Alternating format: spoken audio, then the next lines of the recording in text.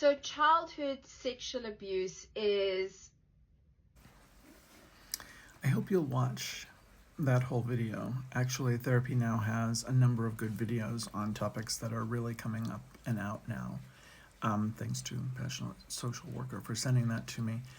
But I want to expand on this one because in it, she describes how children's brains and even adolescents' brains cannot process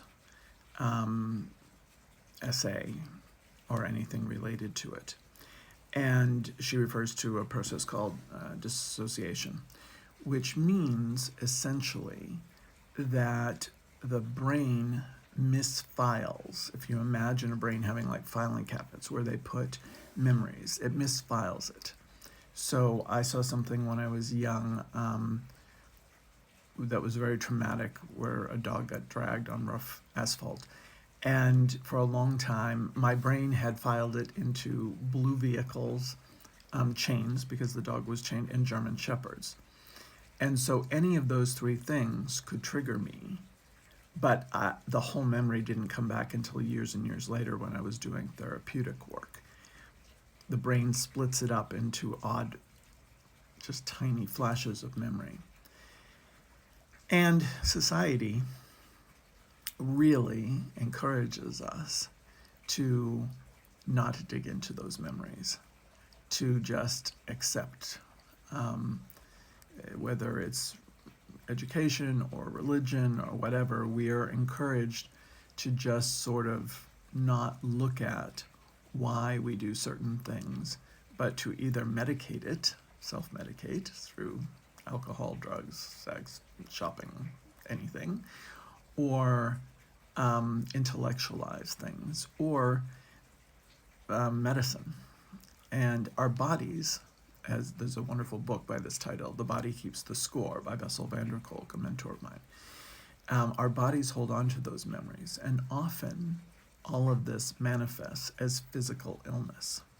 Either systemic things like diabetes, blood pressure, those kinds of deals, or autoimmune diseases. Autoimmune, the body's fighting itself, the body's fighting what's within it. But we just keep, allopathic medicine just keeps tamping it all down, just medicating it, so that addressing the symptoms rather than what's really at the cause.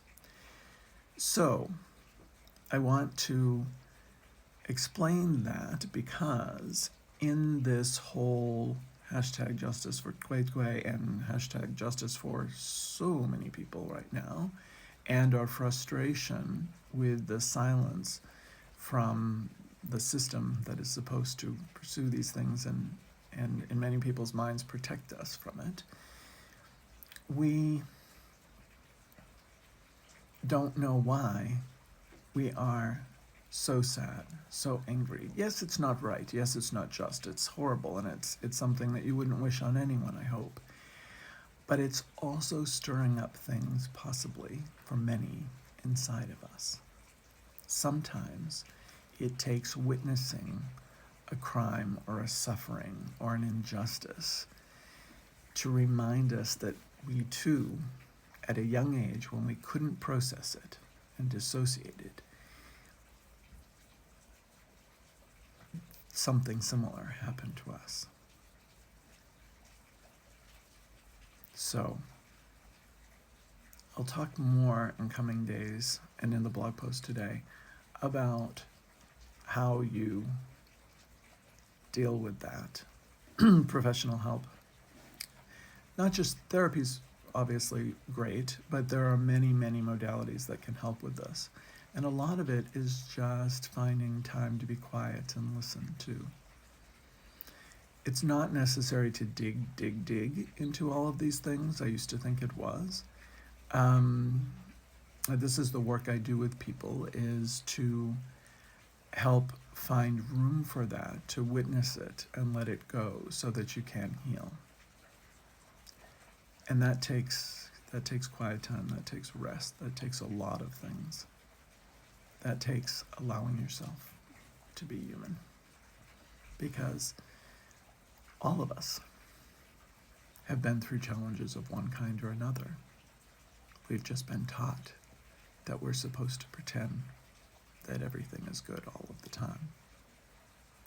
And sadly, I don't think that's the game of being human. It's certainly not the truth.